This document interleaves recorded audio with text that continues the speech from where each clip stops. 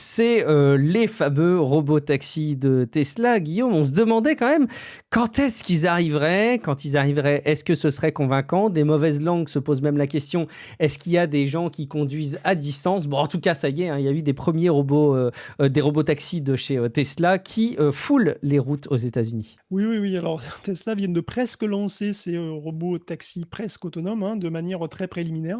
Mais bon, ils roulent. Alors, en vrai, je sais pas du tout comment ça va s'appeler au final, d'ailleurs, ce service, parce que Tesla avait eu des soucis avec les non-robotaxis et Cybercab, apparemment.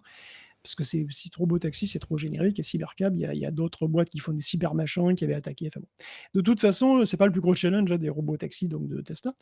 Actuellement, il tourne sur une toute petite zone d'Austin, au Texas, qui a été minutieusement cartographiée. Il y a Mmh. un employé à la place du mort, et les voitures sont supervisées à distance par des humains qui peuvent prendre le contrôle le cas échéant. On a même vu des voitures, qui suivaient d'ailleurs les taxis, apparemment au cas où il y a un problème, donc bon, ils ont vraiment été très, très prudents. Et alors c'est pas un lancement commercial du tout, hein. En fait, seuls des gens triés sur le volet ont reçu les apps, donc c'est une sorte de Uber Tesla, qui sont nécessaires pour prendre le taxi, et les taxis ont un tarif de 4,20 $. Oui, 4,20 $, une référence à la bœuf, on s'en sort pas, hein. Ah! Punaise. Oh la Et vache. oui, oui, une référence que Ça je va connaissais pas avant jusque-là. Elon Musk, hein, OK. qui a été établie par des étudiants californiens qui avaient leurs petites habitudes de fumette à 4h20 de l'après-midi. Donc il y a eu, je pense que bon, les mauvaises langues disent: «Est-ce que ça se pilote tout seul ou est-ce que c'est télécommandé?» Je pense que ça se pilote tout seul parce qu'il y a quand même eu des conneries déjà. Donc probablement c'est quand même vraiment des autopilotes. Il y a quelques petits accros, il y a des voitures qui ont beaucoup trop hésité à prendre une voie, la mauvaise.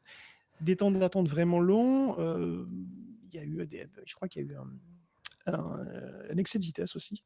Et d'ailleurs, il se murmure la NHTSA souhaiterait discuter de quelques petites vidéos comme ça qui tournent en ligne sur ces menus infractions au code qui ont été enregistrées, bien entendu, et largement diffusées.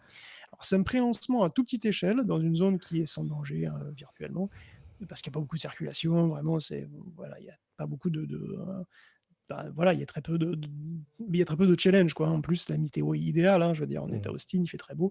Et c'est un État où la réglementation est aussi très pro-business d'ailleurs. Bon, on verra. En tous les cas, pour atteindre le niveau de Waymo, qui a déjà quand même 1 500 taxis à San Francisco, Los Angeles et Phoenix, Ils ont un petit coup et donc d'avance quand même, hein. et Austin aussi, hein, ça va être, du boulot. Mmh. Créer un service tout public, c'est pas la même chose que d'avoir quelques influenceurs Tesla comme ça que tu balades, bon, Mmh. c'est pas évident. Donc mais par contre, il faut voir aussi que pour l'instant, on n'est pas sur la version définitive. Ce serait, d'après ce qu'il a dit, la version 5 du FSD, je crois, aussi bien du hardware que du software, qui va être la version sérieuse, quoi, qui est destinée à ça. Donc ça, c'est un truc qui va arriver un petit peu plus tard cette année, donc on est curieux de voir les progrès qui ont été faits, quoi.